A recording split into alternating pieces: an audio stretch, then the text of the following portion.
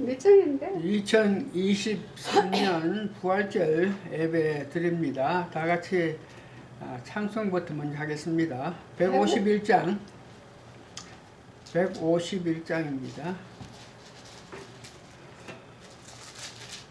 다시 사신 구세주 후렴부터 먼저 하고 그 다음에 1, 2, 3년 다시 하겠습니다. 후렴부터 먼저 합니다. 예수 예수 늘 살아계시소 부터 시작해요. 처음부터 하지. 처음부터 하죠. 시작. 다시 사신 구세주 나 항상 섬기네. 온 세상 조롱해도 수정령 사셨네.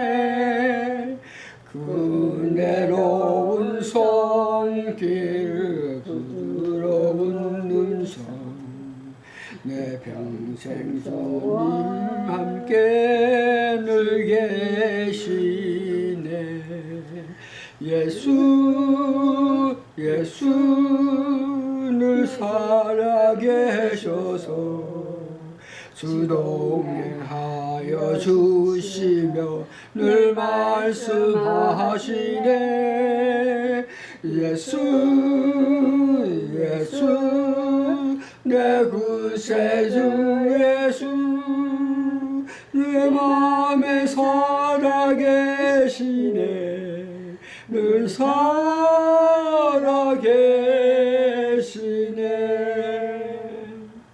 온 세상 살펴보니 주 사랑 알겠네.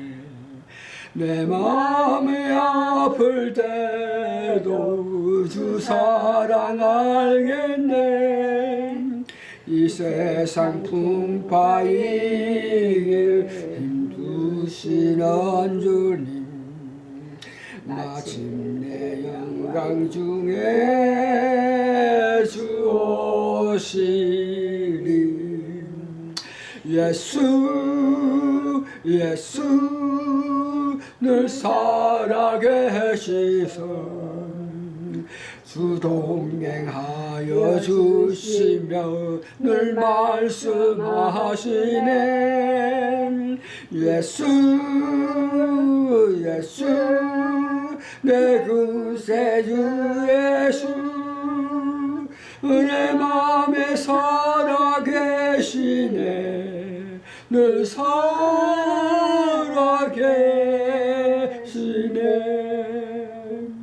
주 믿는 성도들아 다 기쁜 노래로 주 예수 우리와 함께 다 찬양 드리세.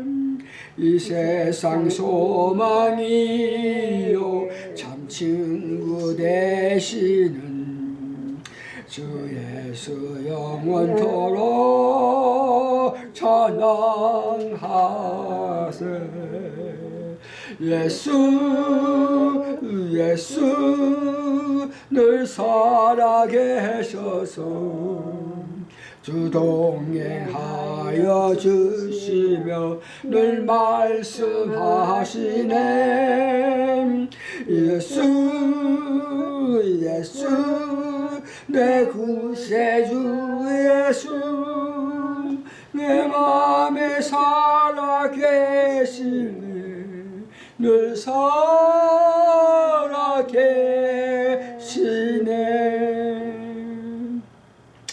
부활절 되면 이 찬송가 151장 다시 사신 구세주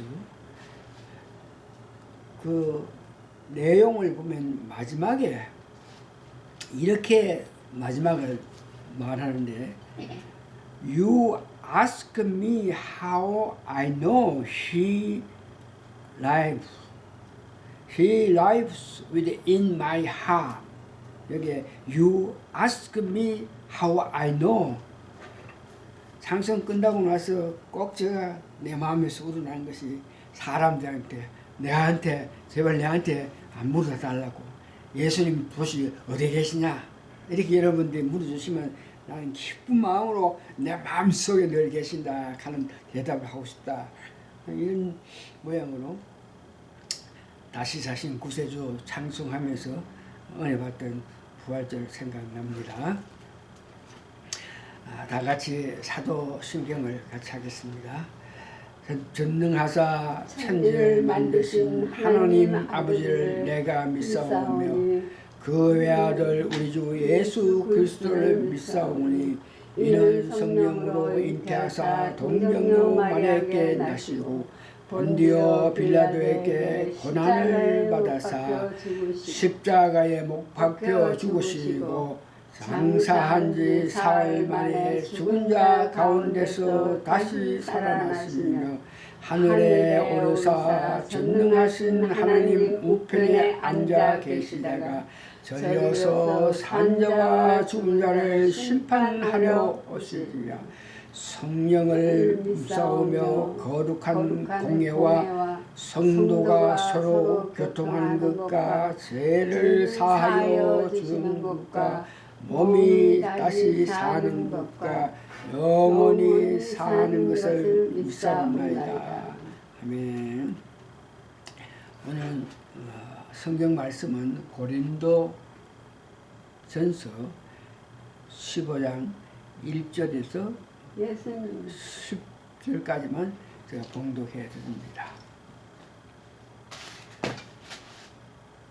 고린도 전서 15장 1절에서 10절까지 제가 봉독해 줄 겁니다. 형제들아, 내가 너희에게 전할 복음을 너희로 알게 하노니 이는 너희가 받은 것이요 또 그 가운데 선 것이라. 너희가 만일 전한 이 말을 굳게 지키고 헛되이 믿지 아니하였으면, 이게 굳게 지키고 헛되이 믿지 아니하였으면 이로 말미암아 구원을 얻으리라. 내가 받은 것을 먼저 너에게 전하니 이는 성경대로 그리스도께서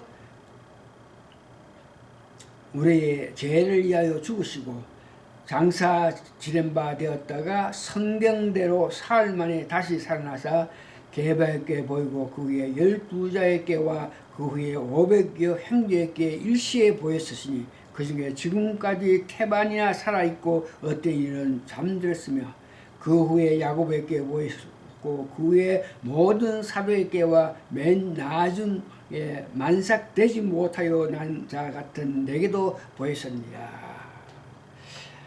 우리가 수장 고백 같이 하겠습니다. 주 예수님, 당신은 그리스도시요 살아계신 하나님의 아들이십니다. 그러고 기도하시겠습니다. 부활하셔서 우리 가운데 계시면서 우리에게 힘주시고 능력 주시고 이끌으신 하나님 은혜 감사하고 감사합니다. 하나님께서 계획하신 그 모든 일대로 주님께서 우리와 같이 계시면서 늘 이루해 주신 주님, 특별히 두세 사람이 모인 곳에 항상 계시면서 우리에게 이루해 주신다는 그 말씀에 위로받고 힘을 얻어서 오늘 말씀을 전하니 성령님께서 역사하여 주셔서 듣는 사람들로 하여금 말씀을 듣고 나서 하나님을 높이고 예수를 높이고 성령님을 높이는 큰 역사가 일어나게 도와주시옵기를 예수님 거룩한 이름 받들어 감사 기도합니다. 오늘 설교 제목은 부활의 확실성입니다. 부활절 설교를 위하여 준비하는 과정에서 우연히 내가 접한 성경 앱에서 고난주간과 부활절에 가장 많이 읽히는 성경 구절을 소개했는데 복음서에서 6구절, 서간서에서 3구절, 구약 이사야에서 1구절 합해서 19절을 소개했는데 이 부활이라 그러면은 고린도 전서 15장 부활장에 대한 것이 가장 귀한 것인데 거기에 대해서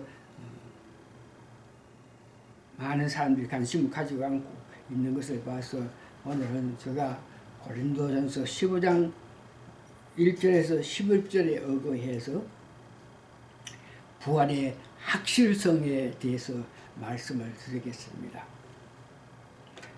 본문에서 부활의 확실성과 부활이 없다고 할 때에 이야기되는 일과 부활이 주는 유익에 관해서 말씀드립니다.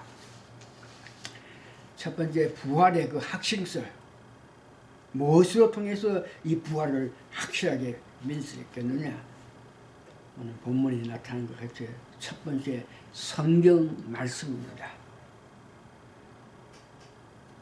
성경 말씀의 죽음에 관해서는 이사야 53절에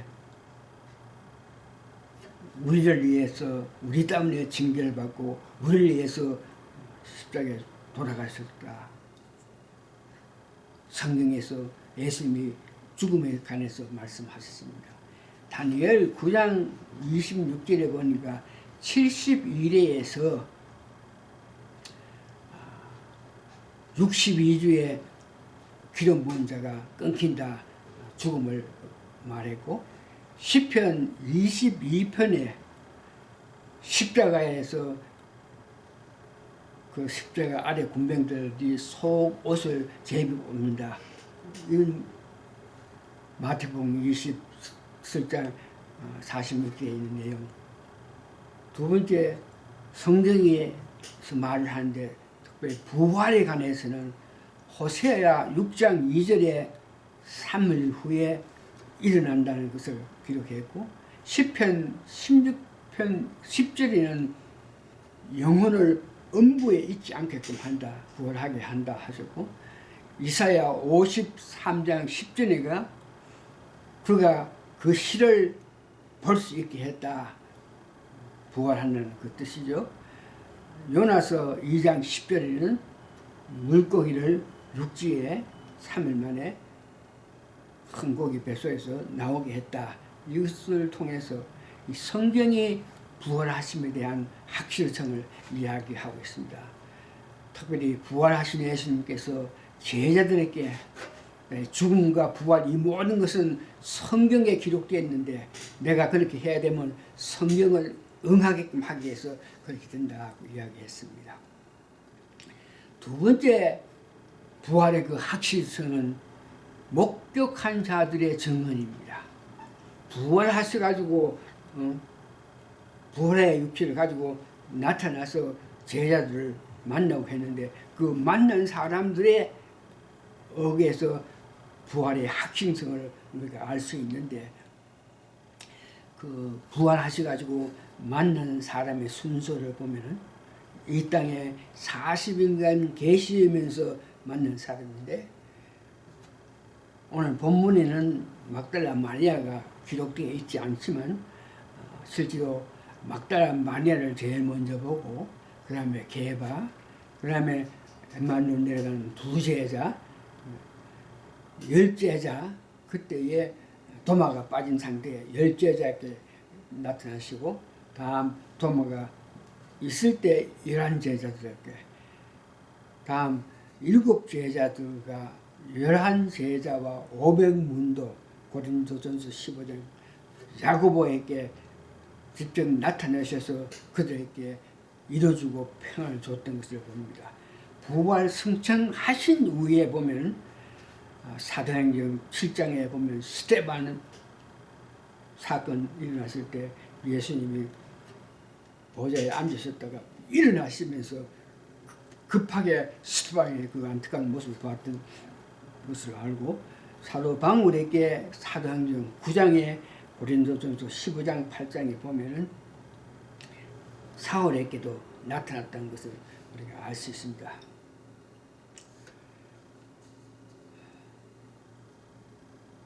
세 번째는 첫 번째는 부활의 확실성 성경이 말하고 두 번째는 실제로 목격한 사람들이 증언하고, 세 번째는 바울이 핵심한 사건으로 통해서 예수님이 죽은 데 가운데 부활했다는 것을 확인할 수 있는데, 바울은 예수님이 공생하실 때 일찍부터 그의 어떤 약점을 찾기 위해서 늘 예수님께서 말씀하실 때 주위에서 맴돌던 그 바울은 예수가 죄를 짓고 십자가에 못 박혀 죽었다고 생각했는데, 다메섹에서 빛 가운데 나타난 예수님을 만난 후에 자기가 핵심하고 이방 사도로서 삶을 주신 것에 감사해서 목숨을 걸어서 복음을 완수했던 것입니다.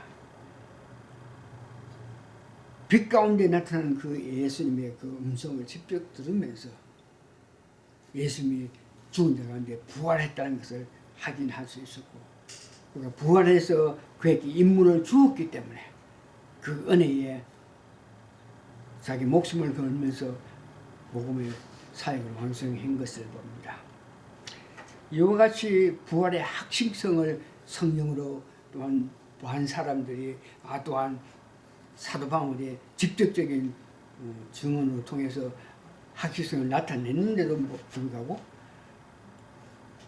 고린도전서 부활장에는 많은 사람들이 이 부활에 대해서 의심하는 거 있는데, 그래서 고린도전서에서 만일 너희들이 부활을 의심하면, 그러면 너희 삶에서 일어난 것들에 대해서 이야기했는데, 고린도전서 15장 13절에서 19절 그 내용인데, 만일 죽은 자의 부활이 없으면 그리스도가 살았다 하는 것을 우리가 말할 수 없다. 그리스도께서 만일 살지 못했으면 우리가 전파하는 것도 헛것이고 헛되이 믿지 마라 그랬는데, 그리스도가 부활하지 않았다면 우리가 전파하는 것도 아무것도 아니고 믿음도 헛것이라 그랬습니다.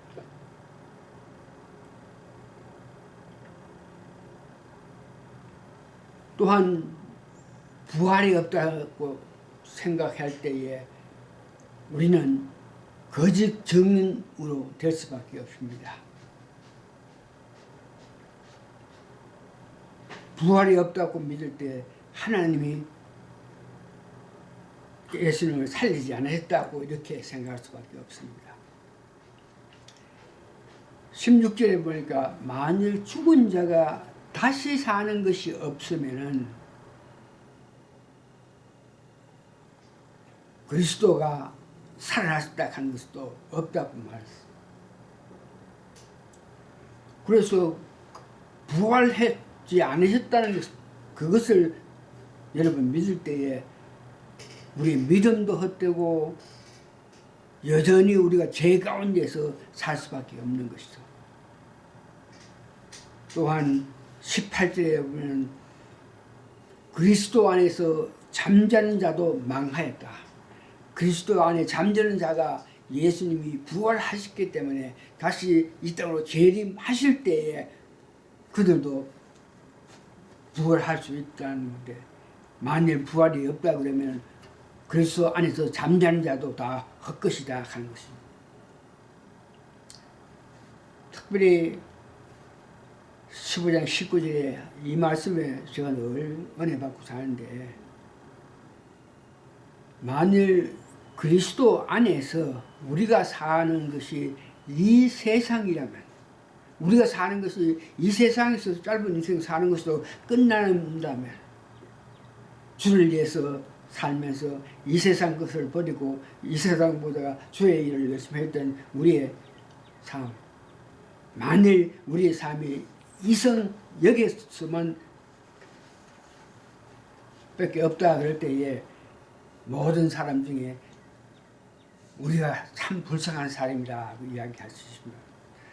이상과 같이 부활이 없다고 생각했을 때 오는 아픔을 말했고, 세 번째 마지막으로 부활의 그 확신을 가지면은 우리 삶에서 어떤 유익이 있느냐. 누가복음 14장 10절 현세에서 지금 살면서 아무런 특별한 대가도 없고 대가도 받지 않으면서도 성행을 하는 이런 일을 할 수 있게 됩니다. 주님께서 부활했기 때문에 이 세상에서 우리가 헌신해가지고 무슨 대가를 받지 않는데도 기쁘게 헌신할 수 있다는 것. 부활의 확신을 가지면. 고린도전서 15장에 6절에서 부활의 유익함을 말하고 있는데, 신령하게 변화된 몸을 예수를 믿고 거듭남으로 통해서 주신 은혜 가운데 삶으로 통해서 우리가 신령하게 변했던 몸인데, 부활의 확신을 갖고 있을 때 신령한 몸을 더럽게 하는 일, 더러운 일에는 참여하지 않게 된다. 부활을 하심의 확신을 가졌기 때문에 부활을 열심으로 증거하게 됩니다. 현재 당하고 있는 어떤 고난도 우리가 부활의 확신을 가지면 그것을 담대하게 이겨낼 수 있습니다. 부활의 확신을 믿을 때에 서워질 세상의 물질적인 여러 가지 일들을 우리가 욕심을 버릴 수 있다고요. 현재의 고난이 이것이 헛되이 되지 않는다 하는 것을 확실히 알고 열심히 달려갈 수 있겠습니다. 이로써 오늘 말씀을 정리하면서 결론을 내리겠습니다. 부활의 은혜를 우리가 받았으니 살아가면서 그 받은 은혜에 대해서 감사하면서 살아야 됩니다. 또한 사도 바울이 고백한 것처럼 나의 나됨은 주님의 은혜라고 고백할 줄 알아야 됩니다. 내가 하는 모든 것, 내가 전도하고 사역하고 설교하고 봉사하고 헌금 내고 하는 모든 것을 내가 잘나서 한 것이 아니고 모든 것이 주님의 은혜라는 것을 여러분 고백하면서 살아야 되고, 사도 바울처럼 겸손한 가운데에 하나님의 영광을 위해서 힘써 살아가야 됩니다. 오늘 이래서 간단하게 부활절 말씀을 마칩니다. 다 같이 기도하시겠습니다. 부활하신 주님의 은혜로 말미암아 오늘 날엔 우리의 삶은 아름답게 살 수 있는 것에 대해서 감사하고 감사합니다. 은혜를 받은 우리들이 잊지 말고 하나님을 영광을 위해서 살아갈 수 있게끔 성령이며 도와주시고 능력 주시고 힘 주셔서 우리 살아가는 모든 일로 통해서 하나님께 영광 돌리기를 원하오니 주여 도와주시옵소서. 이 모든 말씀 예수님 거룩한 이름 받들어 감사 기도합니다. 아멘. 오케이? 여보, 응? 없어졌네? 여기에 뭐가 허연 게 걸렸던